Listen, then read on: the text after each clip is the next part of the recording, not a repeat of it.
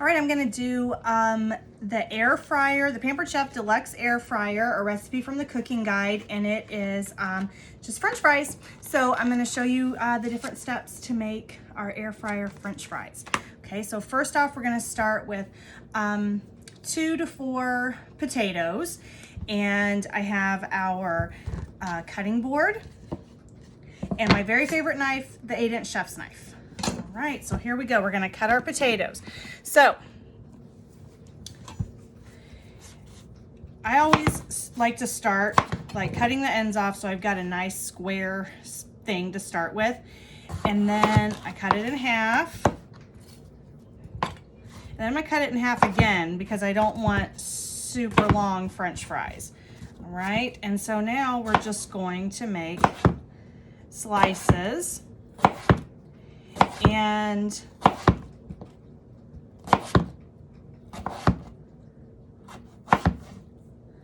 then I'm going to stack these slices up and I'm going to make sticks out of them. Okay. So slicing down. So that is going to be step 1. Now you always want a really nice sharp knife. I love this big knife. It's the 8-inch chef's knife. It's forged cutlery, so it's going to last a lifetime. It has a lifetime warranty. You can see that the steel here goes all the way through, so it's not going to break in half here. The proper way to hold a knife is to pinch your thumb and wrap your fingers around. So this is how you want to be holding your knife, whether it's a big 8-inch chef's knife or a really short paring knife. No fingers on top. Keep them, pinch that blade and wrap your fingers around. And then your cutting board is just as important as your knife, because we all know, we've all heard that a dull knife is more dangerous than a sharp knife, okay? So what you're using to cut on can dull your knife. So if you are using a glass or a stone cutting board, you don't want to be using those because one of two things is going to happen. Either your knife is going to give, the knife is going to give before the cutting board is going to give. And what you want is your cutting board to give, not your knife. That's how you get divots and broken little pieces out of your blade, because your cutting board is too rough for your knife. Our cutting boards are made of a special material that doesn't harbor bacteria, and it gives with your knife. So if you were to look at the cover of my board, you would see all sorts of knife marks in it, and that's what you want to see. That way you know that your cutting board is taking the brunt of the knife, not the knife taking the punishment. Okay, all right, so I will be back with the rest of the steps for air fryer French fries. Okay, here is the next step of our air fryer French fries. So I have them all cut up and tossed them in some vegetable oil and some salt. And now I'm gonna put them in our air fryer basket. So this comes with your air fryer. You get the basket tool, and you get the retrieval tool. You get the rotisserie tool, and the spits and for the rotisserie. Then we also have a set to do skewers. So you can do sausages or bratwursts, and of course you can do shish kebabs. So some meat and some vegetable, and run them through like that. Okay, so we're gonna use a couple different functions on our air fryer.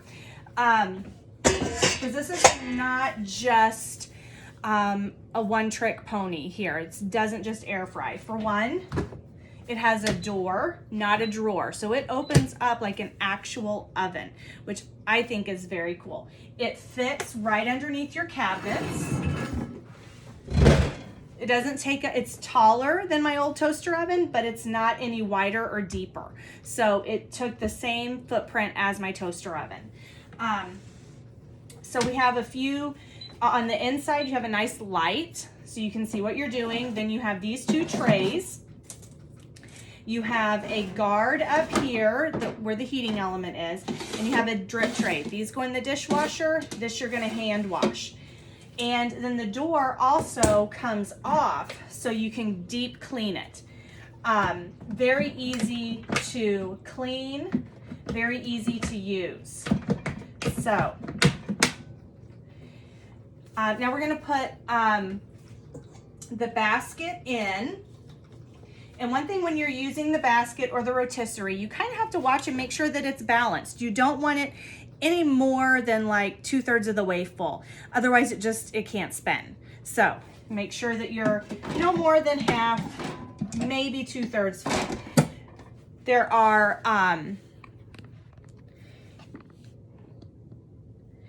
are some hooks inside here, and that's where your basket goes. You slide it in and then push it over to the side to make sure that it's locked in, okay? And now my recipe says, for French fries, it says press the custom button. So this is where you can change the time and the temperature. So I'm gonna change the time to 10 minutes. So I just roll my dial, and then I'm gonna set the temperature. I'm gonna push the button, and now my temperature is blinking, and I'm gonna change it to 325. And then I'm gonna press the rotate button. So that turns on this little indicator that tells me that it's now in rotate. It'll do the rotisserie. If you're doing a rotisserie chicken or pork tenderloin, you can use the rotisserie option here. But if you're using the air fry basket, you have to tell it to rotate. So now that I have all of that set, I'm gonna push the wheel, and it's gonna start. And I'll turn the light on so you can see. And I always do this, especially when I'm doing a chicken or a pork tenderloin, because I want to make sure that it's actually spinning around and that I've got everything evenly weighted out. So we're gonna wait 10 minutes, let this do its thing, and then we'll change it to a different function. All right, so this is step 2 of our French fries. Here's step 3. So we're done with our fries on the custom setting. Now we're gonna switch it over to air fry. So I'm just gonna click cancel, and I'm gonna spin my dial until air fry lights up. And now while it's on air fry, I'm gonna hit this button because it automatically goes to 25 minutes, but I can change that. All I have to do is push this button, and now I'm gonna change it to 18 minutes. That's what my recipe says. And I'm gonna push the button again. All right, so here's our French fries done. I did put them in for an extra 5 minutes because I wanted to get them extra crispy. So this is our retrieval tool, and you stick that in and pop it underneath the bar, and you lift up and out it comes. And then here's a little trick that I've learned. I turn it upside down, or turn it on its side, on our cooling rack, and it will stand there and cool off for a little bit, and it's not rolling all over my countertop. So there it is. There are our French fries done in the air fryer.